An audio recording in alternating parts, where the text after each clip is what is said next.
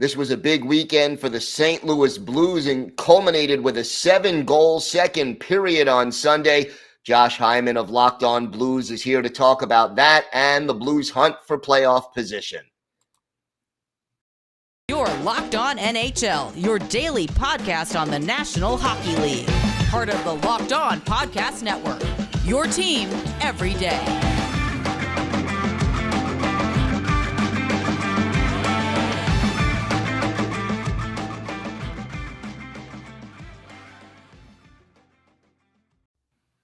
And welcome, everybody, to the Monday edition of the Locked On NHL podcast. So glad you could join us today, and thank you for making Locked On NHL your first listen every day. We are free and available on all platforms.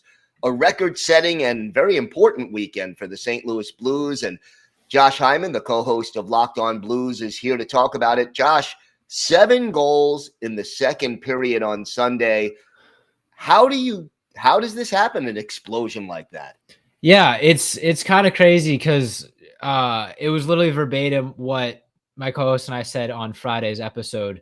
The St. Louis Blues played the Minnesota Wild yesterday on Saturday and pretty much emptied the tank against who is going to be their first-round matchup in the playoffs, barring a drastic change of events in the last 8 or so games of the season.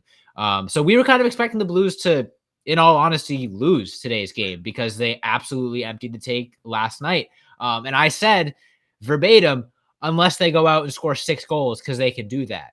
They must have listened in, because not only did they score 6 goals, they scored 7 in one period. And that's just, when you have as deep of an offense as the St. Louis Blues have, that can happen.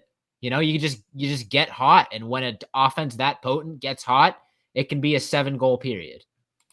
And they did. What did they do well in that period that, you know, besides the obvious skill that's there? How did they execute that 7-goal period?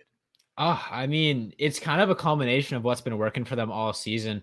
It was just honestly just frustrating the Nashville Predators by keeping it simple, you know, making that extra pass, taking that extra little second to think maybe there's another pass in lane that I'm not seeing. Like, there wasn't really a whole lot of flashy goals in that period. It was just like, not to riff on the Preds too much, but it was like the Blues were running practice drills out there just with the way that they were moving the puck around. They just looked so comfortable, and there wasn't a whole lot of like loose play. It was the Blues were dictating the pace the entirety of the 20 minutes. And like I said, when you have an offense as potent as the St. Louis Blues, when you're dominating possession for an entire period and the puck's bouncing your way, like it was this evening for the Blues, you can score a lot of goals in quick succession. They scored, I think, 2 or 3 goals in 3 minutes to go along with 7 goals in a period, franchise record. It's impressive because it really wasn't anything real flashy. You know, it's not like they went out there and just performed anomalies. They were just playing their game, and it happened to turn into 7 goals. 7 different players already with 20 or more goals on this team. I mean, balance seems to be a big key for their success this year offensively. Yeah, and I think a perfect example is a guy like Jordan Kyrou getting 2 goals tonight. He was a guy that started out the season on fire. You know, all-star appearance for him. And then post all-star break, he's been pretty poor. He hasn't had a 2-goal game in a long time. And even when a guy like Jordan Kyrou, who is maybe the Blues' best offensive player, goes cold, you still got 6 other guys with 20 plus goals and 4 guys that are in contention to being point per game for the season. And then you had guys like David Perron stepping it up, scoring tons of goals. Vladimir Tarasenko has like 8 goals in his last 5 games or something ridiculous like that. He's having one of his best seasons of his career. Pavel Buchnevich is right up there with almost 25 goals. Ivan Barbashev, a guy that's been a third-line grinder for the Blues pretty much his entire career, surprising everybody with 20 plus goals this year. It's just been when one guy kind of goes cold, someone else steps up and gets ridiculously hot. Not just, oh yeah, scoring a goal here and there. Tarasenko, like I said, 8 goals in his last 5 games or something like that. It's been like they've almost been having fun passing around the torch of who's going to lead the offense today. You mentioned that almost certainly the Wild will be the first round opponent. How important is it to the Blues to get home ice advantage, and how do you feel about that matchup?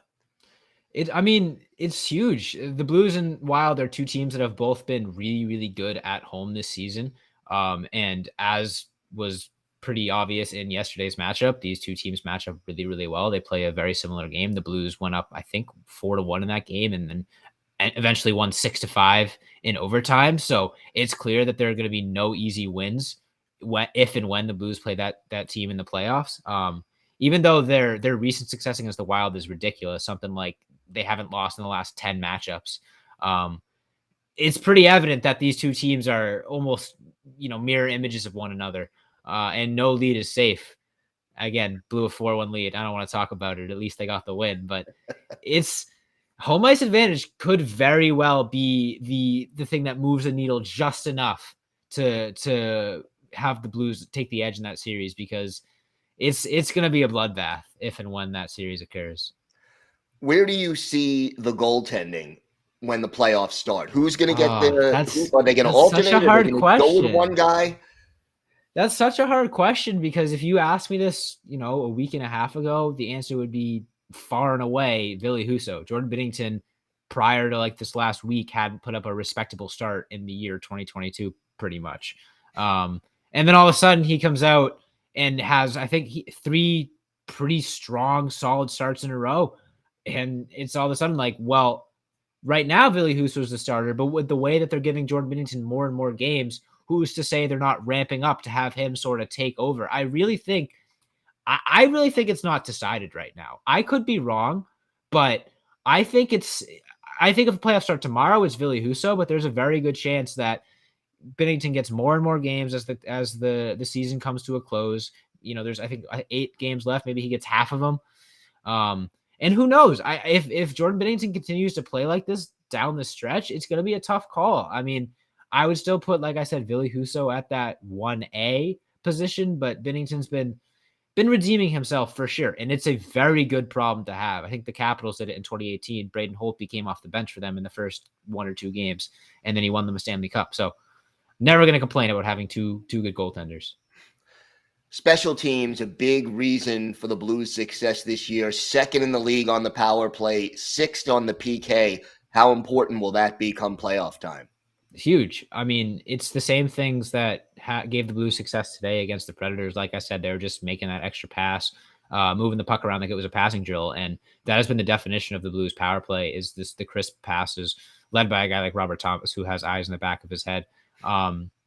If the Blues are going to rely on scoring, 4+ goals in the playoff, which is a lot harder to do than the regular season, they're going to have to be kind of lights out on the power play. And I think the other thing is they haven't allowed a penalty kill goal in like the last 10 games, unless they allowed one today, and I'm just blanking. But their penalty goal has been lights out as well. And like I said, they're a team that's kind of built on their offense. And when it gets harder to score goals, you're going to have to go like 2 for 3 on the power play most nights, and they have the potential to do that. So again, if it's not the home ice advantage that's going to give the Blues the edge, it'll be special teams, because they're top 5 in the league in both, I believe, and it's their bread and butter right now. Josh, why don't you tell our listeners and our viewers where they could find you on social media and where they could find the podcast? Absolutely. So we are Locked On Blues on every social media platform that's out there, pretty much. YouTube, Instagram, Twitter, Facebook, even TikTok, as much as it pains me to say it. You can follow my Twitter at Josh Hyman NHL. My co-host Tommy's not here right now, but I'm sure he'd appreciate the follow at TWelcher15. Yeah, make sure you check us out there. We're putting out tons of episodes. You're having a ton of fun with the YouTube. So if you're a Blues fan, please come give us a watch or a listen. All right, Josh Hyman, thanks so much for joining us today. Of course. Thanks for having me.